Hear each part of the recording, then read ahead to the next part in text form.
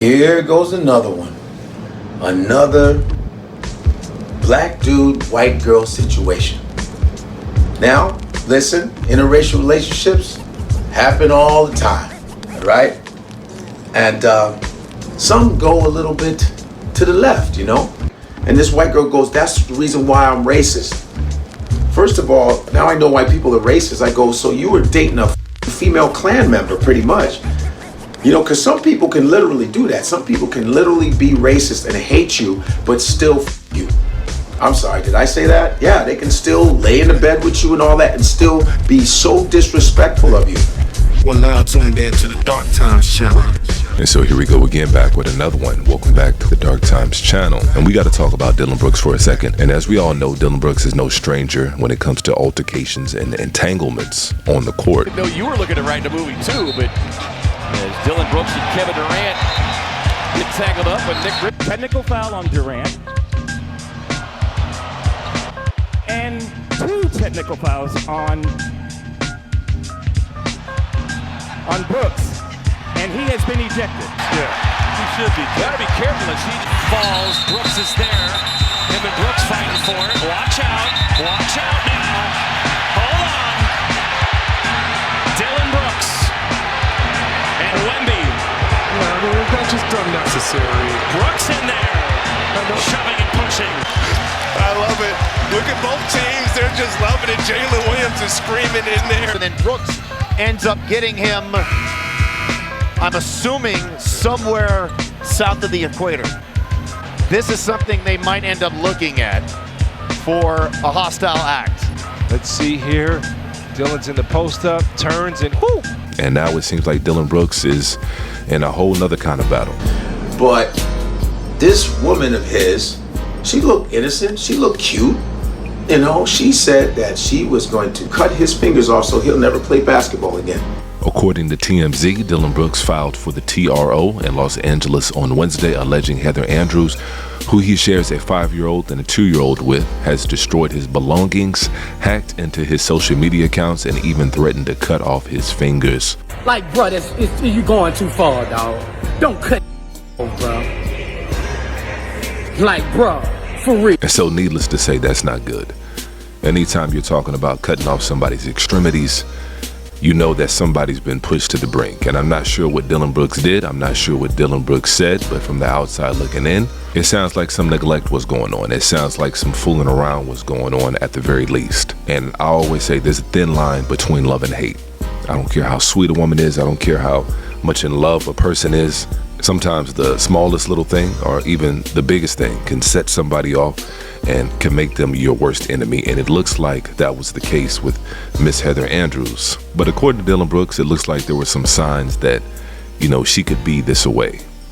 Because back in 2018, Dillon Brooks said they met at a Las Vegas nightclub and started dating. And then within months of dating, she got pregnant with their first child. And then also around this time, he claimed her harassment of him began. Brooks said she would send him emotionally abusive messages regularly. Now that part right there is interesting. That could mean a plethora of different things. And then he went on to say she often shared screen grabs of their private conversations with gossip websites to make him look bad. Years later, after Andrews became pregnant with their second baby, Brooks alleged she started becoming increasingly more aggressive and threatening.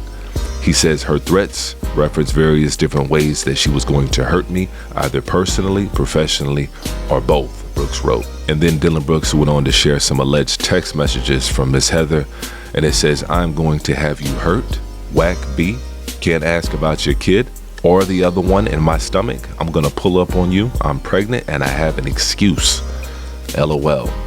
So right off the rip, this sounds like somebody that wasn't effing around.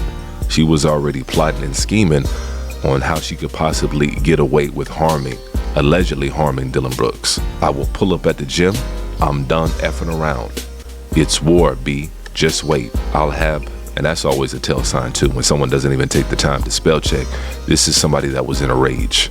"I'll have someone cut each one of your effing little fingers off one by one so you can never play basketball. LOL." And actually now I understand why people are racist. And so this isn't good.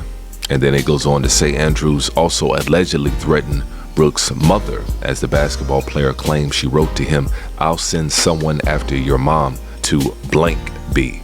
And so like I said, this sounds like somebody that was completely unhinged. Now, we don't know the details. We don't know what Dillon Brooks did. We don't know what he said, but you know, there's very little that I can imagine would be worth somebody threatening to do all that.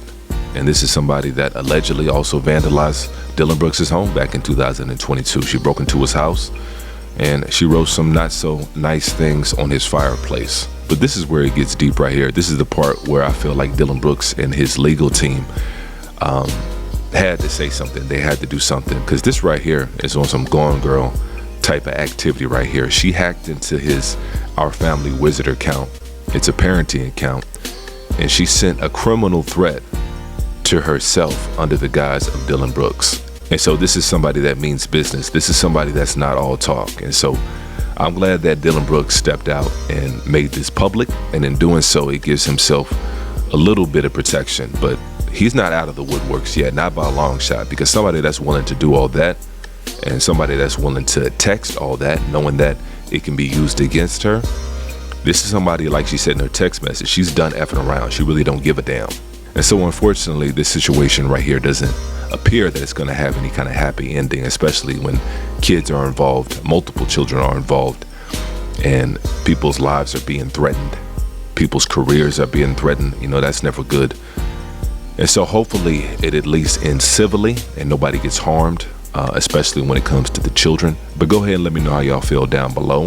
And I'm going to try to be as active in there as I can in the comment section. And as usual, peace, chaos.